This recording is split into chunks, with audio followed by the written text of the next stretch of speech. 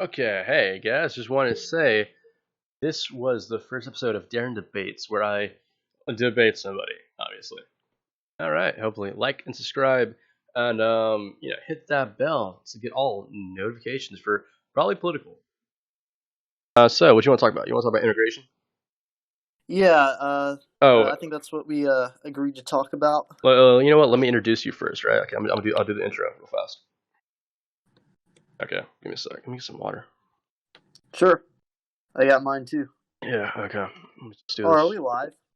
No, where I'm recording it. Oh, okay, Yeah, cool. I'm not I'll set. worried. All What's right, up? I'll let me know when you want me to set the timer. We Okay, agreed to 20 minutes. I see 25. 25. Yeah. All right. Okay. All right. Hey, this is Fast. Oh shit, that's too fucking loud. Hey, this is Fast Times with Darren, and we have a guest today, Bradley Taylor, the great friend of mine. And I could say the same as well to you, Darren. Yeah, all right. And today we're going to be discussing immigration. I don't know what type of immigration you're talking about, but okay, let's do it. All right, you can All start the right. timer now. All right. Cool. Well, thank you first of all, thank you for having me on today, Darren. Of course. Um, my good friend. Yeah. So, I was thinking it'd be best if we talked about the topic of illegal immigration. Okay. Yeah. Sure. Yeah. For what country? Oh, in the United States. All right, that's fine. Okay, tell me your stance on it. What do you want to argue about? All right. So, there's a debate going on, and uh, within our government, and I Sure. sort of feel like about if you go back to about a decade ago, I would say protection for and security of our border was more of a bipartisan thing. But recently, ever since Trump got into office, I feel like the Democrats haven't really cared that much about protecting our borders. And I mean, part of that could have been, just to get back at Trump, or another factor could be that they feel it's a good opportunity to have more voters, in the hopes that the illegal immigrants that are here are coming here to receive amnesty and get citizenship. Okay. And I guess I would like to ask you if how you feel about it.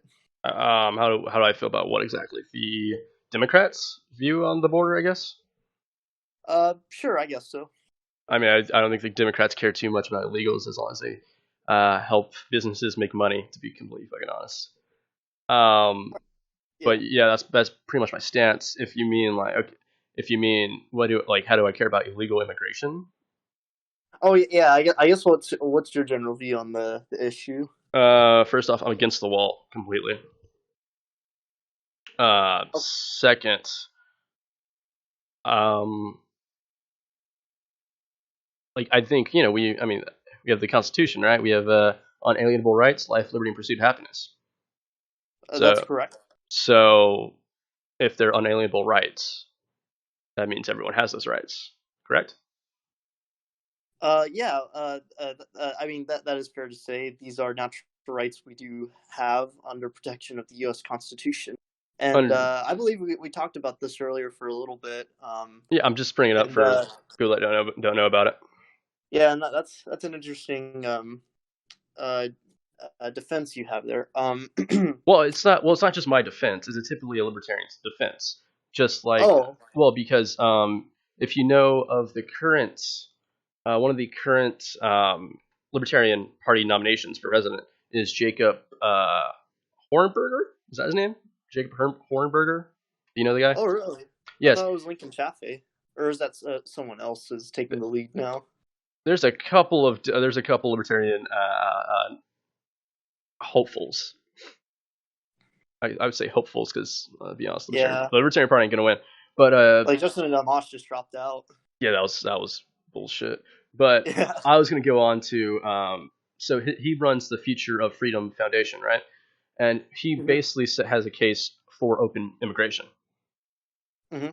And I mean, he kind of goes through the whole same points as saying that yes, if you believe in the Constitution, life, liberty, and pursuit of happiness are unalienable rights, God-given rights, and that should mean that everyone has those rights, especially if you believe in the freedom of people and freedom of movement, that we could go anywhere we want to. Why should one government tell you where you can and cannot go? So yeah, this is an interesting case here because I don't think I've ever heard of that perspective of the argument in regards to unalienable rights and how that connects to legal immigration and freedom of movement. So what I say to that is, so if these are natural rights, wouldn't and we would assume that these are universal if you're born with it. So why should they have to come to the United States to ensure they have those rights when they could have them in their home country in theory? Because if you're already born with it, I mean, they can. That's why they're changing to a different country, because they're moving. That's the freedom of movement. The second thing is for reasons why you would move to a different country. Better standard of living, better jobs, maybe being closer to family members. Essentially, there could be lots of reasons. Cheaper to live at sometimes, depending on where you're coming from. Better healthcare. What else? Better, for your children, like the future. Maybe being persecution, because we also are seeing an increase of asylum seekers, which are not illegal immigrants. They are asylum seekers and refugees. Yeah, that's true. So there's lots of reasons why someone would come to the U.S. I'm not going to That's there's the pull and push reasons to leave a country, right, and pull and push factors. Yeah, no, totally. And as you know me, I really do not mind legal immigration at all. It doesn't bother me. What? Go on. Oh, I was saying, I don't really care what country they're from. All I care is if they come in the right way, they do their paperwork, and they follow the laws, and then I'm fine with that. Well, they just got to come in legally. What makes someone okay? Or if you're an asylum seeker, there's an exception there. Yeah, because you can't seek asylum in an embassy. You know that, right? You have to be in a U.S. embassy. You cannot do that in a U.S. embassy. You have to actually be on U.S. soil or at the border of a port of entry.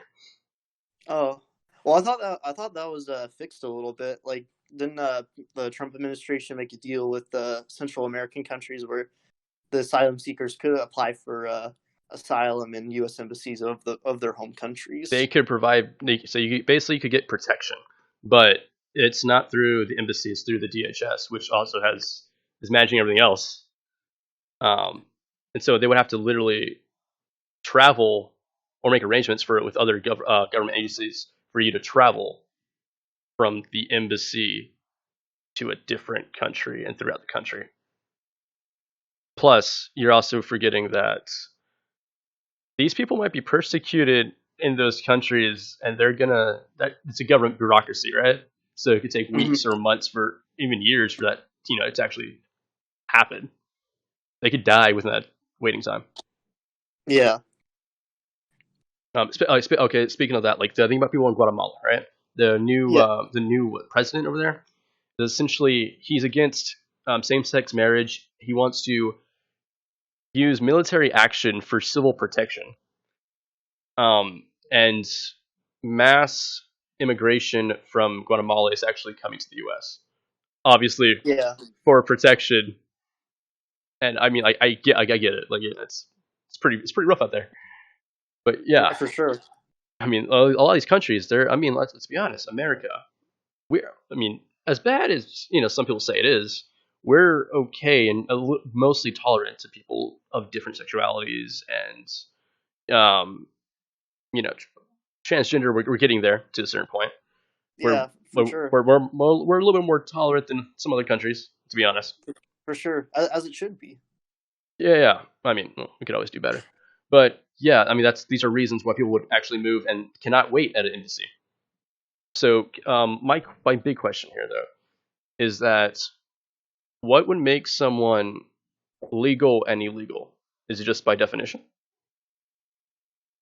Well, from my point of view, you're an illegal immigrant if you if you obviously cross the border without going through customs or border patrol or without any permission whatsoever, or you could come in legally through a work visa. You have permission to work there for, say, 9 months, right? Yeah. And I've heard about how most of the illegals that are here in the U.S. was a result of overstaying their visas. I believe that. Yeah, I mean, because So it's very common to happen. yeah, I mean, and because that's another problem too. because in the last decade, there's been a decrease of people actually hopping the border. Well, that's good. Well, yeah, I mean, it's been slowly decreasing, so I mean, it's going to happen no matter what. But most people have been overstaying their visas or coming from other ports of entry. Actually, we've actually been having an uptick in people coming from Africa to come to the U.S. People coming from India, stuff like places like those, and not just under work visas, but like some illegally. My point is that it's only you only see them as illegal immigrants because they didn't file paperwork, right? Or like they just like they didn't go in without any vetting or ensuring like their good intention. They don't have criminal records from their home country. Okay, but Yeah, my big take is what would kind of like stop? Ellis Island or Angel Island. Yeah, I mean, but people kind of just you're still on the U.S. soil. True. Well, I mean, like, where else can you conduct these checks? I mean, lots of places actually. I mean, you could literally do how many we have places in Texas that you can literally just they'll come to your place and check on you. They'll it basically the sign and release, right? That's essentially what it is. Well, they'll Yeah. actually they'll check in on you to see if you're actually doing anything Oh, bad. what do you mean they'll check on you? Like they'll knock on their doors Well, or yeah, something like that? essentially, yes. Oh, okay. Oh, I thought you were also talking about like if they got caught crossing the border, then they're allowed to stay in the U.S. until their court case comes, and they don't show up for their court cases. That's also one way to do it. Yeah, that could be a way, but that's also Yeah. a very small percentage of it. Percentage of people actually doing that. My big thing also is that my big thing is that if it wasn't illegal to cross the border, right? Then Mm-hmm. none of the quote unquote what do you say good immigrants that want to work and stuff, right? That's probably what you Mm-hmm. were gonna say. Yeah. Um, they could just come here too. Like there's nothing really stopping them, and they don't have to wait fucking 5 years, 10 years sometimes to become legal citizens. But do you want to create? Well, why create that risk by not having a vetting system? We don't know who's coming into the country. We don't know what can happen in our country already. We have Well, people that commit murders and rapes and everything in our country already. They're totally legal citizens. That have been born here. well, well, of course, but it would make it easier to prevent situations from being already bad than they are. I'm not saying it's terrible here, but by not having like a legal immigration system would make problems worse. And I do have some crime statistics to show the problem with illegal immigration. Okay. So, and this is coming from the Justice Department of Euros, and it says that, and this was taken in 2018, and it says while illegals account for 7% of the U.S. population, they account for nearly 64% of all federal arrests. What are those federal Right? arrests though? Well, I don't believe it specifically said, but I do have another one that talks about specifically our state of Texas, and this is coming from the Texas Department of Public Safety right here, Yeah. and it says around between June 1st, 2011 to July 31st, 2019, about 297,000 non-citizens have been booked into the local Texas jails, Okay. and and according to the same agency, there's been 494,000 criminal offenses between that time period, including Wait, wait, uh, wait. That they committed or what? oh, so There or oh yeah, yeah. do you have a correlation or is it just? Coincidence? Yeah, so the correlation is that 297,000 of these non-citizens combined have committed a combined total of 494,000 criminal offenses. Can you tell me And what those criminal offenses are, and what's the percentage of that? Natural yeah, born citizens do? yeah. So and also for the 200, there have been 225,000 convictions in the state of Texas, according to the Department of Public Safety. Which I could break down those numbers for you. Sure. 500 homicides, 23,954 assaults, 8,070 burglaries, 297 kidnappings, 14,178 thefts, 2,026 robberies, 3,122 sexual assaults, 3,840 sexual offenses, and 3,158 weapon and drug charges. Okay. My Mm-hmm. thing is, okay, so those things are already illegal, right? What's legal? Those things, every crime you said is illegal, right? Oh well, yeah, of course. Okay, and That's why they're a crime. we arrested them, right? Yes. And what do we do after that? I'd assume they'd either serve out their sentence or after they serve out their sentence, they're deported, or they're deported right after they commit the crime. My big thing is, how does those stats compare to, like, a regular citizen?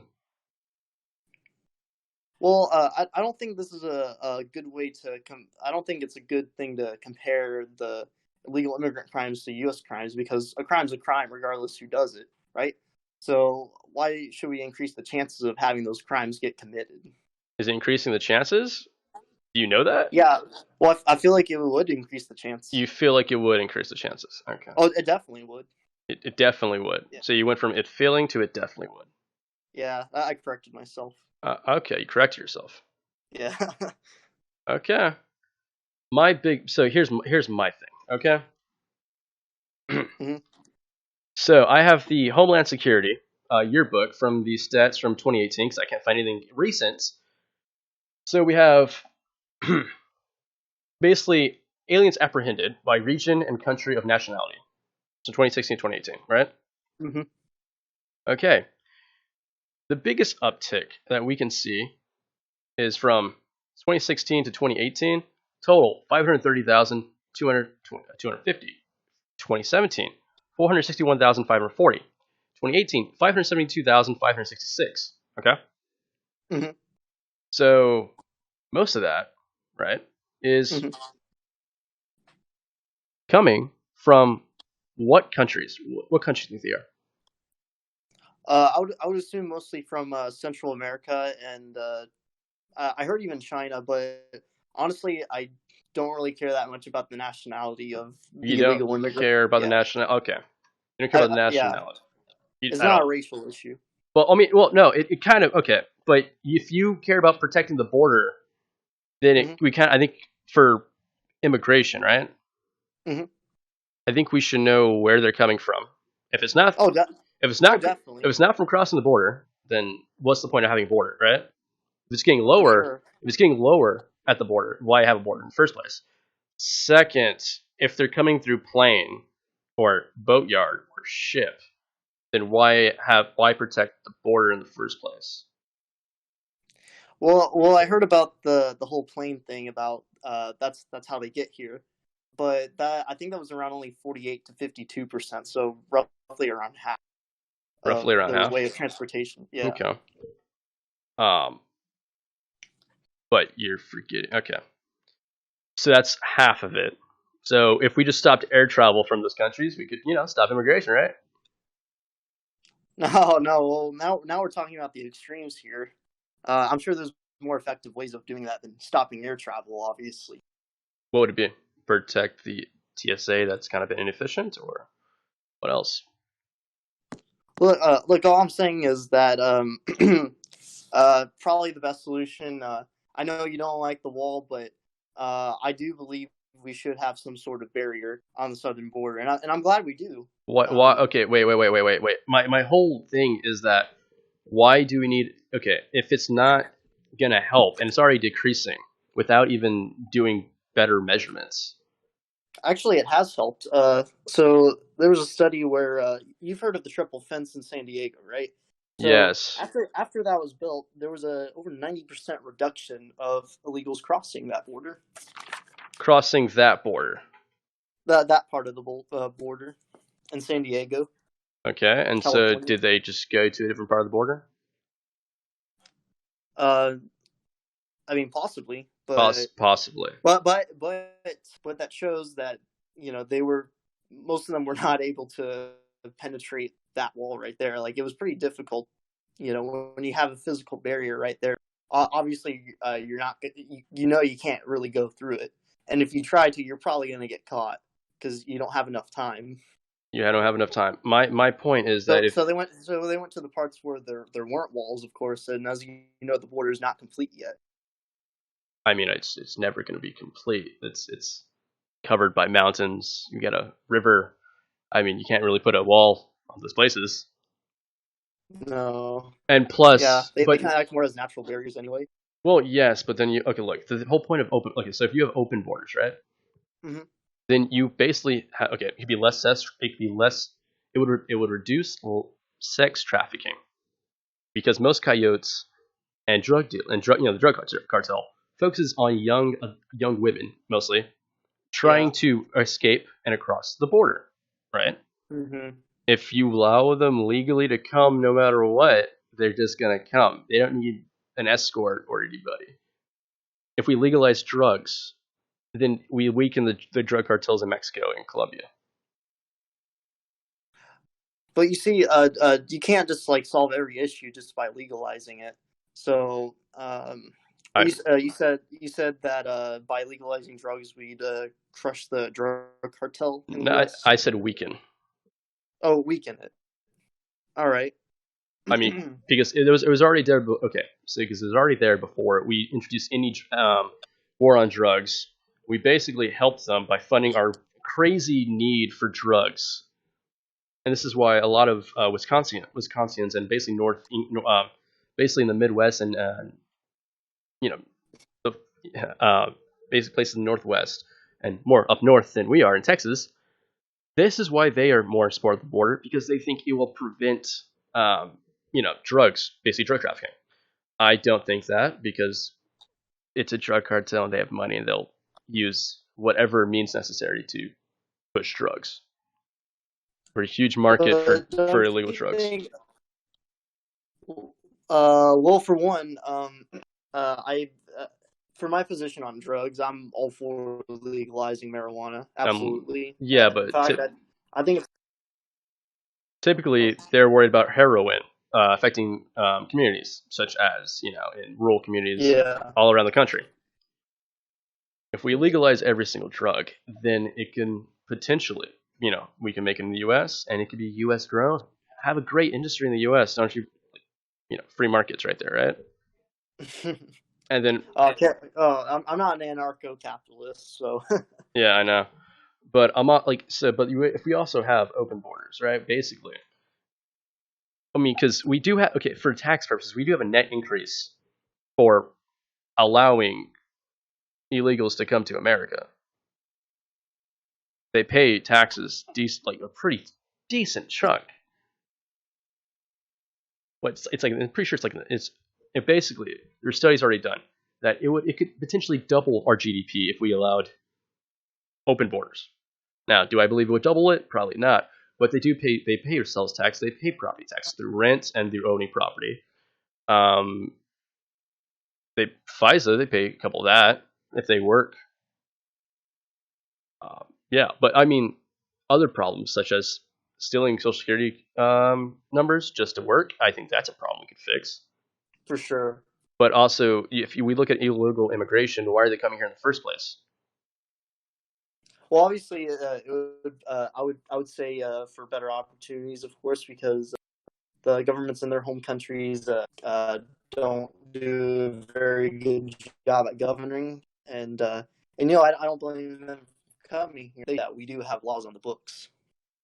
Yeah, I mean, and then we also, so again, they come here because we let them have jobs here, right?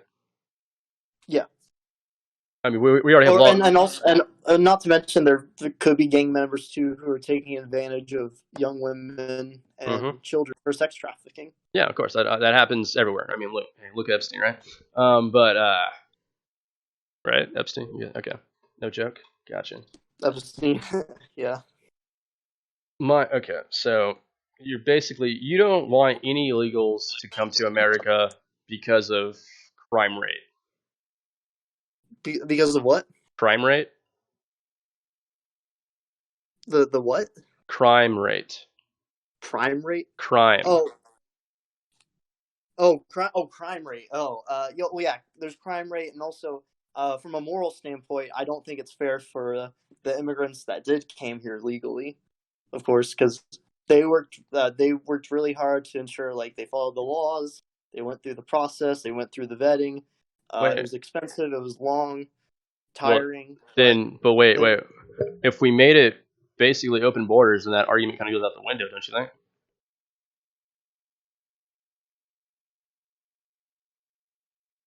Right? Hello? Hello?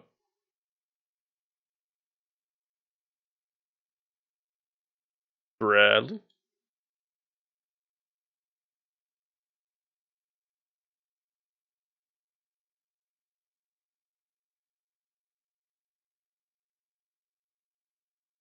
Okay. Well, I guess he's not coming back.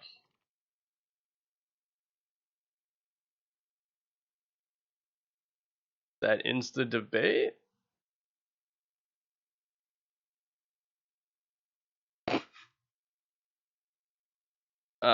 Give it up to him, Bradley, for arguing about immigration and having closed borders, I guess. I mean, because there's a difference between having, open immigration and borders. Because, I mean, we have a border from Texas to Oklahoma.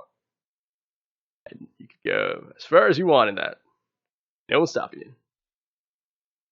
High crime rates compared to what, though? That's my thing. Does it just increase? Can you give me any stats for why they increase in the first place? Just that these are immigrants and they commit crimes.